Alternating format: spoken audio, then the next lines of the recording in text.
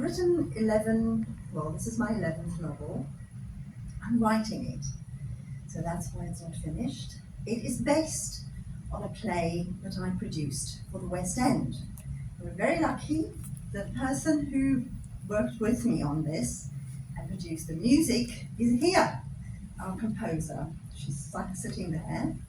And in the next iteration of this, possibly, we have our female lead here tonight. So I will just read to you my little blurb. So this book is called Mabon Yule. It's the first book in a trilogy. It's a cli-fi dystopian fantasy. So, rising waters, hidden magic, dangerous love. Dean Jones isn't just a brilliant billionaire. He's the world's most powerful archdruid. As climate catastrophe swallows cities and reshapes nations, his magic strengthens. But so do the forces determined to harness or destroy it. Ruthless leaders and secretive scientists threaten nature's fragile balance, while rebellion brews in Dian's own ranks. And what of Dian's beloved, Alalai? Will he overcome his grief at her loss, or will its impact on his magic and decision-making be detrimental to all? His son Leo, heir to the Archdruid, must prove he's worthy of becoming High Priest first. But his forbidden love for Dr. Duncan Campbell, a brilliant scientist with his own secrets, puts them both in danger. Anyara, a gifted orphan with healing powers, begins to see terrifying visions. Could she hold the key to survival? As oceans rise and time runs out, alliances will shift, love will be tested, and ancient magic will shape the fate of a drowning world. If you love the epic fantasy of Lord of the Rings and the high-stakes survival of 2012, you'll be captivated by Mabon and Yule. So, Chapter 1. Dean Jones, the Archdruid. Through the open window, the reassuring aroma of wood smoke weaves into my chamber, mingling with the sounds of my clan. It creates a strange harmony that always comes before a festival. My hands ache with the strain of my work, but I rise, drawn to the life outside. I've done all I can for today. The scenes will hold, for now. The work is brutal, I can't deny it. What makes it worse is the loneliness that accompanies it. I can't share this with anyone now, and I miss my beloved with a pain that goes far beyond the physical. We shared everything, including my work, but uppermost was our deep love for each other. The pendant on my chest touches the symbol there, which smoulders like a lingering memory. My beloved, you'd laugh if you saw me now, fully immersed in working with the immaterial. But it's not your voice, your laughter I miss, it's your light. When I run my hands through my hair as I get up, I notice the sweat from the effort it took to seal the dimensions today.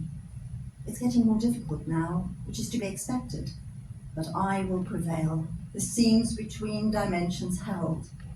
But for how long? I force the dark thoughts from my mind. Tonight is meant for celebration. Facing the forest, I watch the thin white ribbons from the fires curl through the trees. I've always loved our festivals. That most of the younger clan members want to abolish the old traditions appalls me. The newcomers and their infighting fatigue me more than I'm willing to admit to anyone but myself. But we need them, and they need us. Though I haven't given in to physical ravages of aging, perhaps it is just my advancing years catching up with me. Instead, I find solace in nature and the sounds of my guitar. I pick it up from where it stands near the window and, gliding my fingers over the frets, play what I call a humming tune. It soothes my troubled soul somewhat. But I'm aware that outside, the fun has already started. Laughter bursts from the grove, punctuating the steady drumbeat, while clusters of younger druids chase shadows in the firelight. their voices piercing the air with excitement. It's a sharp reminder of merrier, more carefree times. Tendrils of sadness still sit in my chest, but I can't help smiling. I strum along to the hypnotic beat of the drums that start gently and build into a steady crescendo. The sounds mimic the red-hot embers that start small and turn into the fury of the bonfire. As the fire grows, so does the light and heat spreading throughout the center of the clearing in the trees. The sacred flames carry tones of burning wood, pine needles, herbs, incense, cinnamon, and apples. My eyes follow the smoke curling up into the darkening sky, weaving, dancing, reaching for the pinpricks of stars strewn upon the velvet expanse high above us. I'm grateful we can see them tonight. Clouds cover them more often than not. Light from the waning full moon of 2 days ago, and lights through the branches from the tree homes where most of my clan now live, add to the wonderment of the festival.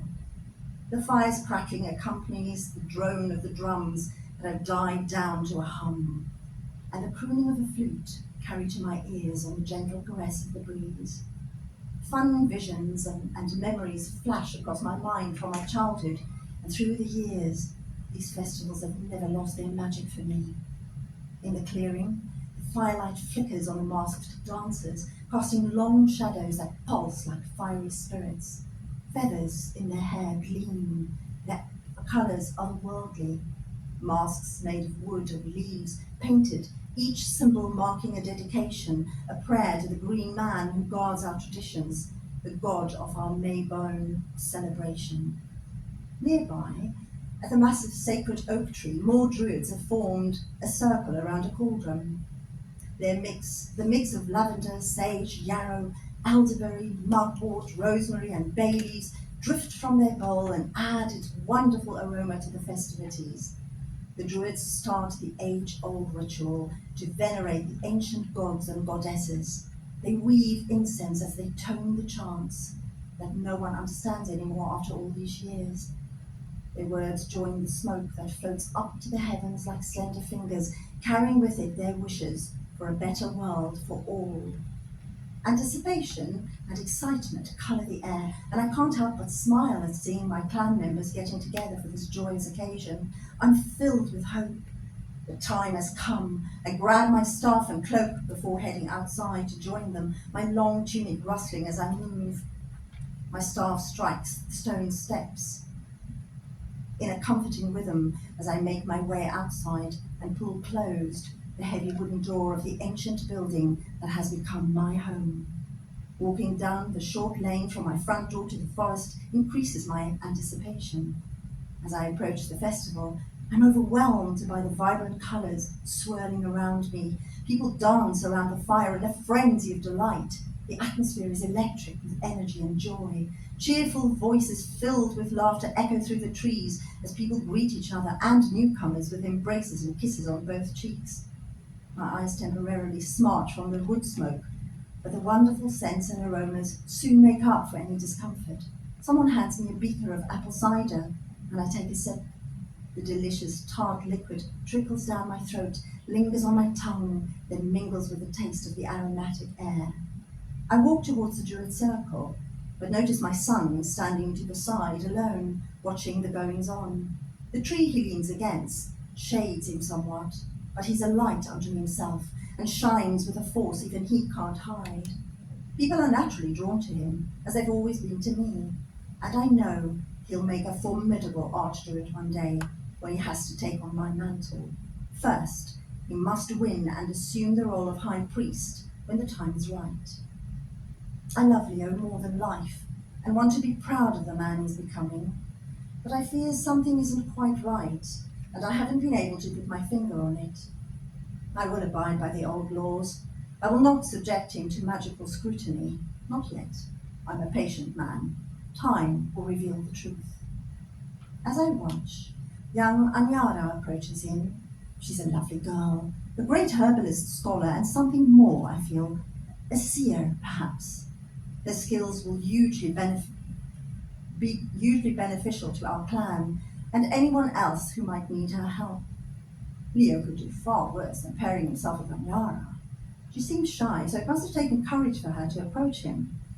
She touches his arm, and though their words are swallowed by the cacophony around us, it's clear she's inviting him to dance with her. But he shakes his head and turns away from her, crossing his arms over his muscular chest. My sigh is that of a father who wants the best for his son. Leo could definitely work on his manners around others. He appears petulant. Poor Anyara seems deflated as she slinks away into the shadows, her desire for dancing apparently evaporated. I'll wait for the perfect moment to speak, perhaps tomorrow, before the meeting. Another sip of cider warms me from the inside out, but just as I'm about to join the Druid circle, I notice Zira approaching Leo. I stop and meld into the shadows. Zira ambles towards Leo and stands next to him, ostensibly sharing in his mood. She's smart. She lingers just close enough to Leo, her smile a dark strand beneath the bright embers. She's waiting, I realise, for his attention, like a spider patiently waiting for its prey. Leo holds his composure, barely, a tenuous thread between tolerance and something darker. I watch him clenching his jaw.